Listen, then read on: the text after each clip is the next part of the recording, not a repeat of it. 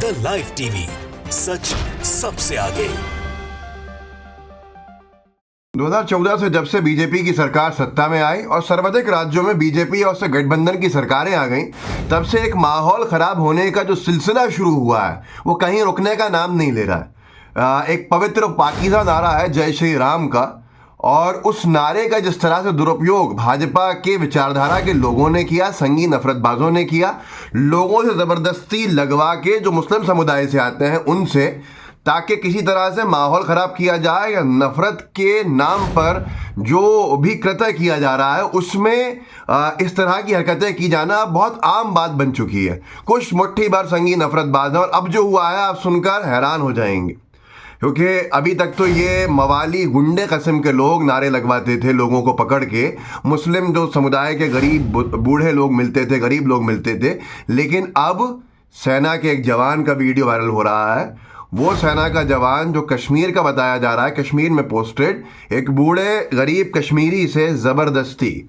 जय श्री राम का नारा लगवा के उसको रिकॉर्ड कर रहा है। अपनी आइडेंटिटी छुपाई हुई है उस व्यक्ति ने, और मैं आपको वीडियो दिखा देता हूं साफ तौर के ऊपर। बहुत से यूज़र्स ने डाला है, सारा हयात शाह हैं, उन्होंने भी डाला है इस वीडियो को।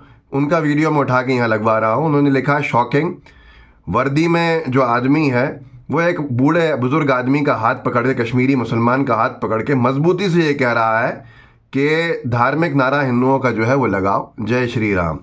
आप देखिए ये हाल कर दिया है आज देश का बीजेपी की विचारधारा ने। देखिए इस वीडियो को।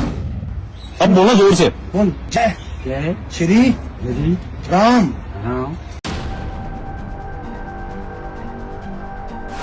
इस वीडियो को और भी लोगों ने शेयर किया है। चिंता का विषय यह है कि अब तक पहले तो सरकारें निष्पक्ष हुआ करती थीं, धर्म के आधार पर भेदभाव नहीं करती थीं, क्योंकि संविधान की शपथ ही है, जो हलफ उठाते हैं, जो शपथ लेते हैं सरकार में आने के बाद, प्रधानमंत्री हो या मंत्री हो या मुख्यमंत्री हो, विधायक हो, सांसद हो, सभी कि भेदभाव नहीं करेंगे। लेकिन जिस तरह से मोदी सरकार में भेदभाव की शुरुआत हुई और वो अपनी पराकाष्ठा पे राम मंदिर के प्राण प्रतिष्ठा के कार्यक्रम में जा पहुंची कि सरकार का भी धर्म हो गया, प्रधानमंत्री का भी धर्म हो गया, और प्रधानमंत्री एक धार्मिक प्रचारक की तरह वहाँ जा बैठे, और उसके बावजूद ये साफ तौर के ऊपर अब एक संदेश शायद सब तरफ गया, जिससे सेना के कुछ जवान भी अगर पक्षपात करने लगेंगे तो क्या ये चिंता का विषय नहीं है? इस वीडियो की तो मैं पुष्टि नहीं करता, लेकिन सोशल मीडिया पर बहुत तेज़ी से वायरल और साफ दिखाई दे रहा है, साफ दिखाई दे रहा है कि गरीब मुसलमान कश्मीरी है जो अपनी मजबूरी के ऊपर सिर्फ मुस्कुरा सकता है, और उसकी मुस्कुराहट में उसका डर है, जो वीडियो आपने देखा। और मजबूती के साथ उसको जवान जो है खड़ा होकर कह रहा है कि बोलो जय श्री राम। ये किस तरह के लोग हैं, इन पर कार्रवाई क्यों नहीं होती है? मेरा सवाल इतना सा है। सदफ है एक यूज़र, उन्होंने लिखा है कि भारतीय सेना का कपड़ा पहने ये व्यक्ति एक बुज़ुर्ग मुस्लिम व्यक्ति से जय श्री राम बुलवा रहा है। भारतीय सेना को बदनाम करने की कोशिश की जा रही है, इसकी कड़ी जांच हो। विषय यही है कि अगर यही कोई मुस्लिम जवान होता और किसी कश्मीरी पंडित को पकड़ के वो अल्लाह अकबर का नारा लगवा रहा होता, तो क्या अब तक हंगामा नहीं हो गया होता? क्या अब तक उससे घर में बुलडोज़र नहीं चल गया होता?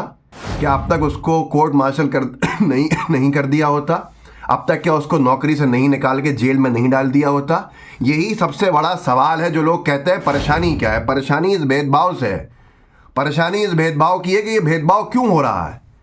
राजनीतिक रोटियां सेकने के लिए इस तरह का भेदभाव किया जा रहा है कि एक तरफ नारे लगवाए जा रहे हैं, धार्मिक नारे ज़बरदस्ती एक समुदाय विशेष से, और उसके भी गरीब बूढ़े जो लोग हैं उनसे, अगर नहीं लगाएं तो एक माहौल बना दिया है कि मार डाला जाएगा।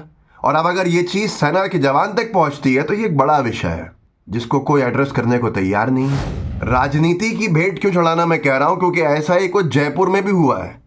जयपुर में एक बीजेपी का गुंडा मवाली विधायक बन गया 500-600 वोटों से। उसने हंगामा किया हुआ मशहूर होने के लिए। जयपुर के एक बच्चियों के स्कूल में, जहाँ सर्वाधिक मुस्लिम बच्चियाँ पढ़ती हैं, वहाँ जाके ऐलान करता है, फरमान सुनाता है कि हिजाब पे बैन लगाना चाहिए, और बच्चियों से ज़बरदस्ती जय श्री राम के नारे स्कूल में लगवाए गए। खुद एक बच्ची ने बाहर आके कहा, ये एक ट्वीट बड़ा वायरल हुआ जिसमें लिखा है, जयपुर बीजेपी विधायक बाल मुकुंद आचार्य ने हिजाब के खिलाफ अपमानजनक टिप्पणी की, हिजाब बैन करने की बात भी कही। मुस्लिम छात्रों ने आरोप लगाया है कि बाल मुकुंद ने छात्राओं से जय श्री राम का नारा लगाने को भी कहा। इसके खिलाफ छात्राओं ने जमकर नारेबाजी की, हिजाब हमारी शान है। ये वीडियो देख लीजिए, एक छात्रा खुद ही सुना रही है।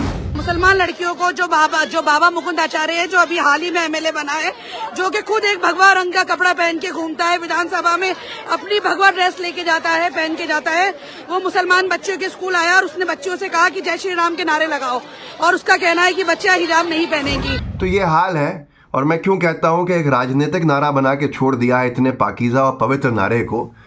एक विचारधारा के लोगों ने, भाजपाई विचारधारा और भाजपाई संघी मानसिकता के लोगों ने नफरत की आड़ में जिस तरह से काम किया सबके सामने है। मैं ये इसलिए कह रहा हूं कि मुरादाबाद में 4 लोगों को पकड़ा पुलिस ने, 4-5 दिन हो चुके हैं। आरोप ये पाया गया उनके ऊपर कि वो जो लोग थे वो बजरंग दल और विश्व हिंदू परिषद के थे, 3 लोग, एक मुस्लिम, 4 थे जिन्होंने गौ हत्या कराई। गाय को काट के उसके सर वगैरह को इधर उधर फेंका गया ताकि वो SHO को हटवा सकें पुलिस के वहाँ पर। जब ये पूरा का पूरा इनका जो झूठ था वो बेनकाब हो गया तो पुलिस ने उनको पकड़ लिया। बजरंग दल का जिला अध्यक्ष भी उसमें है गौ हत्या के मामले में। तो बजरंगी और विश्व हिंदू परिषद के लोग थाने को ही घेर के जय श्री राम के नारे लगा रहे थे उनके समर्थन में।